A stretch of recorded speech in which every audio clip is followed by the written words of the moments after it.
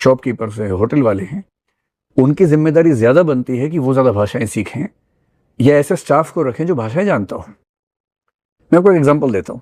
आज से 7-8 साल पहले मैं एक बार स्विट्जरलैंड गया हुआ था। वहाँ की एक ट्रेन में ट्रैवल कर रहा था। संयोग से ऐसा हुआ कि जो टिकट मेरे पास थी वो किसी और बोगी की थी, मैं किसी और कोच में चढ़ गया। पूरी फैमिली थी। तो टीटी वहाँ पर आया, उसने टिकट चेक की, टिकट गलत निकली। तो हम तो भारतीय तरीके से घबरा गए थे कि अब तो सबके सामने बेइज्जती होगी, ट्रेन से उतारा जाएगा, शायद जेल भेजा जाएगा। पर उस आदमी ने बहुत प्यार से हमें हिंदी में बात की। उससे कहा, नमस्ते, मुझे थोड़ी सी हिंदी आती है, आप घबराएं नहीं। फिर जब इंग्लिश में बात हुई तो थोड़ा सा बात आगे बढ़ी। स्टेशन आया, उसने हमें उतारा, साथ में लेके दूसरे कोच में बिठाया कि ये आपकी सीट है।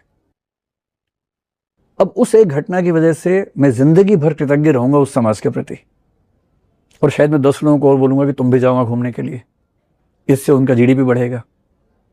एक दूसरी घटना उसी के 4 दिन बाद फ्रांस की है। मामला यह था कि टिकट हमारी थी एक जगह से दूसरी जगह की, और बाद में हमारा विचार बना कि हम बीच में रुक के एक शहर और देख के बाद की ट्रेन से जाएं। तो मैंने फ्रेंच रेलवे स्टेशन के एक अधिकारी से पूछा। अब मुझे तो फ्रेंच नहीं आती, उन्हें हिंदी भी क्यों आएगी, पर मेरा अनुमान था कि अंग्रेजी आती होगी। तो मैंने अंग्रेजी में पूछा। उन्होंने घूर के देखा, बोले कि कांट यू स्पीक फ्रेंच? मैंने कहा नहीं।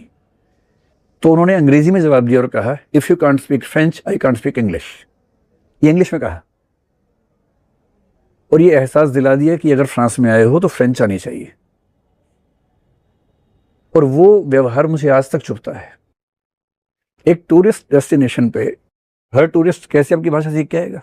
तो बेंगलोर में, दिल्ली में, कोलकाता में, मुंबई में जो टैक्सी वाला है, होटल वाला है, उनकी जिम्मेदारी है कि 4-5 भाषाओं के कुछ कुछ शब्द सीख लें। लेकिन अगर मुझे बेंगलोर में जाना पड़े, मान लीजिए 3 महीने के लिए, या नौकरी करने के लिए जाना पड़े, या रहने के लिए जाना पड़े, तो जिम्मेदारी मेरी भी बनती है। मैं रोज़ वहाँ के लोगों से बात करूँगा, और मैं हर बार उन्हें क्यों असहज करूँ भाई? ले दे के 10, 20, 25 शब्द होते हैं जिनसे काम चल जाता है। अगर वो 20 शब्द मैं याद कर ही लूँगा और बातचीत थोड़ी कर लूँगा, और आप देखेंगे कहीं भी विदेश में या देश के दूसरे हिस्सों में, जहाँ आप उनकी भाषा में टूटे फूटे 4 शब्द बोलेंगे, वो इतना खुश होंगे और इतने कोऑपरेटिव हो जाएंगे कि आपको घर तक पहुँचा के आएंगे उसके बाद। ये वैसे ही है कि आपके इलाके में कोई अंग्रेज आके हिंदी बोले टूटी फूटी, आपका मन करेगा मैं इसके लिए क्या ना कर दूं। तो मैं हिंदी जानता हूं, इसलिए मैं बेंगलोर में हिंदी ही बोलूंगा। इस जिद की भी जरूरत नहीं है। अगर मुझे वहां रहना है 3 महीने 6 महीने मान लीजिए रहना है। एक बैंक अधिकारी एसबीआई में कुछ दिन पहले घटना हुई। उस बैंक अधिकारी ने बेंगलोर शहर में एक कस्टमर से ये कहा कि मैं इंडिया में रहती हूं, हिंदी में ही बोलूंगी, कन्नड़ में नहीं बोलूंगी। अब ये पॉलिसी का मामला है। सरकारी बैंक है, सरकारी बैंक में कौन लोग आएंगे? वहां के लोकल्स आएंगे। उन लोकल्स को हिंदी क्यों आएगी?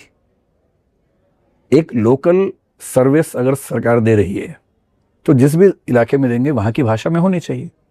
रिजर्व बैंक ऑफ इंडिया का नियम भी यही है कि किसी भी सरकारी बैंक में, प्राइवेट तक में कहते हैं कि बैंक में ऐसे कर्मचारी जरूर होंगे जो वहां की भाषा में लोगों से बात कर सकते हैं, और पब्लिक डीलिंग वही लोग करेंगे।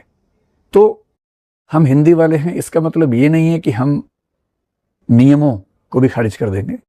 भाषा बहुत सेंसिटिव मामला होता है, और भाषा के मामले में कोशिश ये करनी चाहिए कि हमारा मिजाज ऐसा हो कि प्रॉब्लम सॉल्व हो, ना कि प्रॉब्लम बढ़े।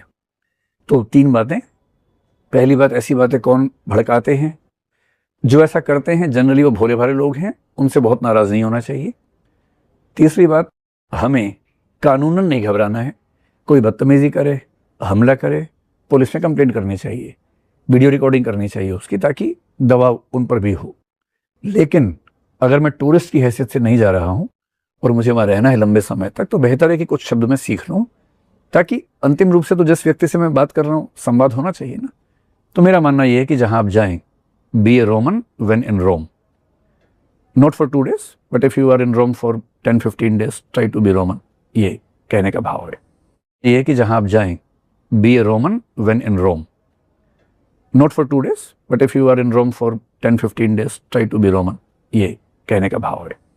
कुछ मेरे फ्रेंड्स सर बेंगलोर में जिससे रहते हैं, तो मैंने एक बार पूछा भी था उनसे कि आप जब मार्केट जाते हैं सामान लेने के लिए, तो हर कोई तो उतना पढ़ा लिखा है नहीं कि आप इंग्लिश के वर्ड बोल लेंगे। तो कभी सब्जी लेने जाते थे तो उनके साथ ये दिक्कत हो जाती थी कि उसका नाम क्या है, तो वो नाम ले ही नहीं पा रहे हैं। फिर जाके उस पर हाथ रख के बताना पड़ता था कि ये है, ये दे दो। तो वो दिक्कत आती थी, बट वो सीख गए धीरे धीरे। मुझे ध्यान है कि एक बार मैं ऐसी एक यात्रा में था, बस की यात्रा में था, मतलब प्राइवेट बस थी, 15-20 लोग हम एक ग्रुप के ही थे। वो उसी यात्रा की बात है, यूरोप में ब्रातिस्लावा एक शहर, आप जानते होंगे, स्लोवाकिया की राजधानी है, चेक की वियना, उसके बाद एक और शहर हम जा रहे थे। बहरहाल ड्राइवर से मुझे एक बात करनी थी, उसे बताना था कि हमारे परिवार में एक छोटी सी बच्ची 1 साल की है, उसको बहुत ज़ोर से वॉशरूम जाना है। अब समस्या ये कि वो ड्राइवर अकेला था, उस बस में कोई और नहीं था, उसे केवल चेक गणराज्य की भाषा आती थी, ना अंग्रेजी ना कोई और भाषा। हम में से किसी को वहाँ की भाषा नहीं आती थी। वो बच्ची तबाह किए हुए थी एकदम। अब क्या करें ऐसी सिचुएशन में? और वहाँ ये नहीं होता कि अब बस में कुछ भी कर देंगे, वहाँ के नियम बड़े कठोर होते हैं। तो फिर अंत में गूगल काम आया। गूगल ट्रांसलेट पर मैं गया और मैंने इंग्लिश में टाइप किया, the small child wants to pee. फिर उसकी लैंग्वेज में उसको ट्रांसलेट करके फिर स्पीकर पे करके सुनाया उसको। तब वो ठाके मारता रहा आधे घंटे तक पहले। फिर उसने बस को साइड में रोका और हमें अलाउ किया। सीधी सी बात है, जब 2 भाषाओं के लोग हैं, ज़रूरी बात करनी ही है। अगर कोई तरीका नहीं है तो फिर मशीनें काम आएंगी, पर मशीनें अगर नहीं है तब कैसे काम चलाएंगे? तो उनकी जिम्मेदारी है कि थोड़ा सा हमारा सीख लें, हमारी भी जिम्मेदारी है कि 4 नाम सब्जियों के सीख लें। हमेशा इशारे से क्यों बात करनी कि वो दो फिर वो 4 चीज़ें ढूंढ रहा है। तो 5-6 सब्जियों के नाम, 2-4 मतलब संख्याएं याद कर लें, कुछ और बेसिक चीज़ें याद कर लें।